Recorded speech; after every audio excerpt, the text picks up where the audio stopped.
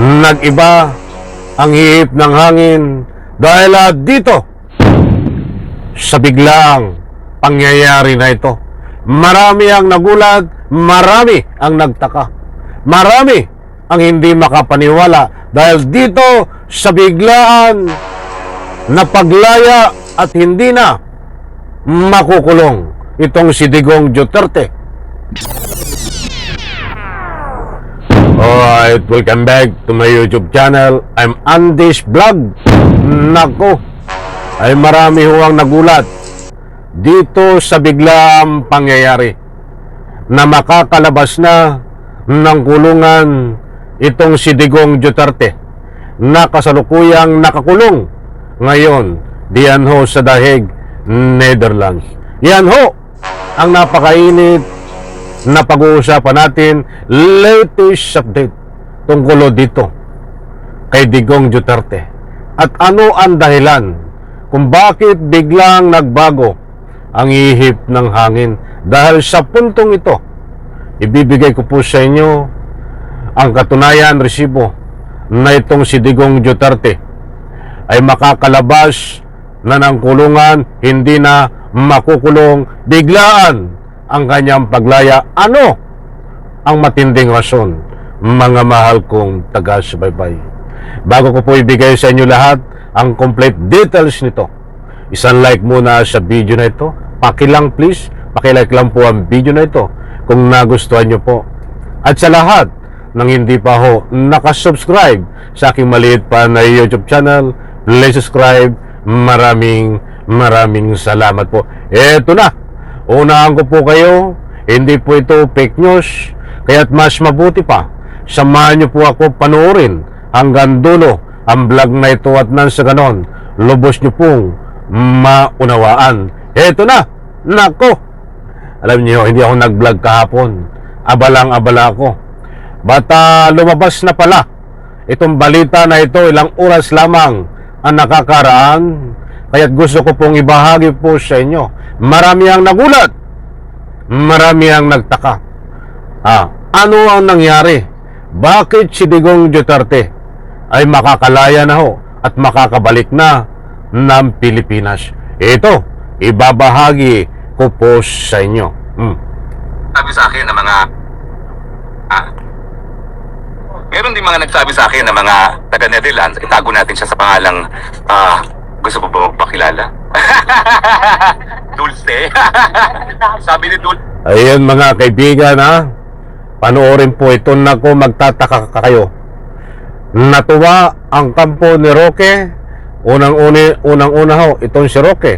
Siyempre ang mga taga-suporta ni Digong Duterte. Dahil dito sa balitang ito, mga mahal kong taga-subaybay, ipi-play po natin. Nako, alam kong sabik na kayo na ito ay marinig, dahil ayaw ko naman na galing buhat sa akin ang balita na ito. Gusto ko ho, mayroon po tayong batayan. Heto. Kasi dito sa Netherlands, meron silang rule na kapag 80 anyos na, hindi na pinakukulong. So ngayon, pwede pa natin i-allege din yan na dahil 80 years old na si Tatay Digong, wala na dapat kulong. At yung katunayan na 80 anyos na siya at siya nakakulong, labag yan doon sa karapatan niya ng, anong tawag doon? Equal protection of the laws. Kasi bakit? Yan po si Roque. Ano po ang masasabi nyo, mga mahal kong taga-subaybay? Sabi ko nga sa inyo, hindi lahat po ng abogado ay abogado. Mayroon pong nagtatago sa likod ng pangalang abogado. At higit sa lahat, hindi lahat po ng abogado ay talagang abogado. That's why mayroon din pong abogago. Alam mo mga kaibigan, nakuha nyo ang gusto kong ipunto. Alam nyo, ay hindi ko na dapat talakayin ito, bigyan ng daan itong sinasabi ni Roque, dahil ito ay walang bearing parang manok na putak ng putak. But gusto ko lang pong linawin. Marami ang nagtatanong diyan sa comment section, sa messenger, kung totoo daw ho ba o ano ang katotohanan na itong si Digong Duterte ay makakalaya na, mga kaibigan. Kung ito daw po ba ay totoo. Kaya ito po ay binabahagi ko po sa inyo. O i-play ko muna, mga kaibigan, at sasagutin ko po ang lahat ng inyong katanungan tungkol ho dito. Kung may katotohanan ba ng paglaya ng biglaan nitong si Digong Duterte, patapusin po muna natin ito at sasagutin ko ang inyong mga katanungan. Ito ho. Ang ibang mga Dutch o yung ibang mga mamamayan na narito ng anong tawag doon? Equal protection of the laws. Kasi bakit ang ibang mga Dutch o yung ibang mga mamamayan na naririto sa teritoryo ng Netherlands hindi na po pwedeng ikulong pag 80 anyos, pero si Tatay Digong ay nakakulong pa rin. So ako'y makikipag-usap din sa mga Dutch lawyers para dito sa batas neto, dahil kung may ganyan talaga, pwede natin i-challenge siya na that is contrary to human rights because it violates yung equal protection of the law. Ang ibig sabihin, nako, ay dumali na naman itong si Roque. Ang gusto pong ipunto at ipagkalat ni Roque ay itong si Digong Duterte ay hindi na ho makukulong, na dahil may batas daw po ang Netherlands na kapag 80 years old ka ay hindi na po makukulong. Mga kaibigan, ay 80 years old na ho ito nga si Digong, at hindi na raw po makukulong ayon dito ho kay Roque. Mga kaibigan, katulad nga po ng nabanggit ko, maniniwala po ba kayo dito kay Roque na si Digong Duterte ay makakalaya na at hindi makukulong dahil may batas ang Netherlands na sa ganong edad na 80 years old ay hindi na makukulong katulad ni Digong? Sa akin ho, siyempre tinanong ko kayo kung anong reaksyon nyo. Sa akin ho, pangungunahan ko kayo. Wala ka, loko-loko ho ito. Kalukuhan lang ang pinagsasabi nitong si Roque. Ikaw umuwi na dito at dito ka maglande. Diba? Dito ka pumunta sa Pilipinas at dito ka maglande. Alam nyo, nasobrano ito ng talino si Roque. Gustong paniwalain ang taong bayan. May naniniwala naman po sa kanya. Ito mga loko-loko. Diba? Loko-loko lang ho ang maniniwala dito.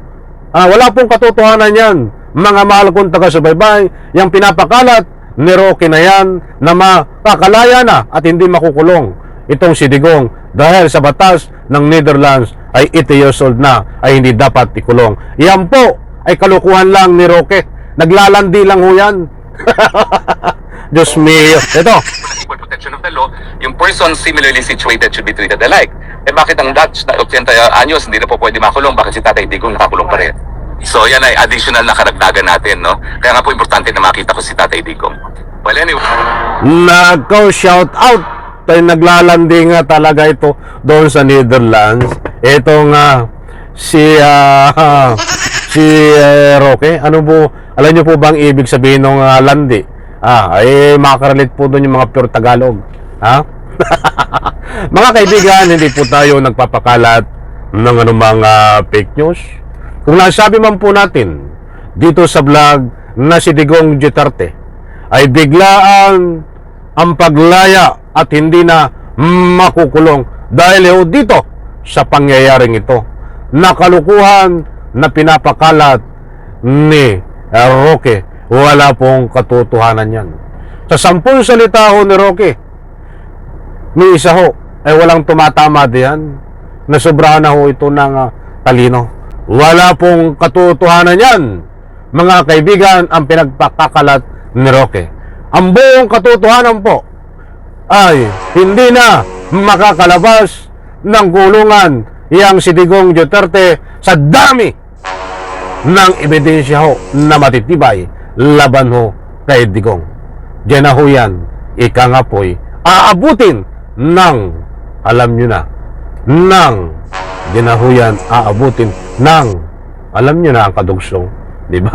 Sige nga, kung alam nyo ang kadugsong, diyan na ho, aabutin sa loob ng kulungan si Digong Duterte ng blank, blank, blank. Sige nga, dugsongan nyo yon kung anong ibig kong sabihin. Muli po, maraming salamat. pagpalain po tayo lahat. Isang like ko sa video na ito. Bye-bye. Palakpakan.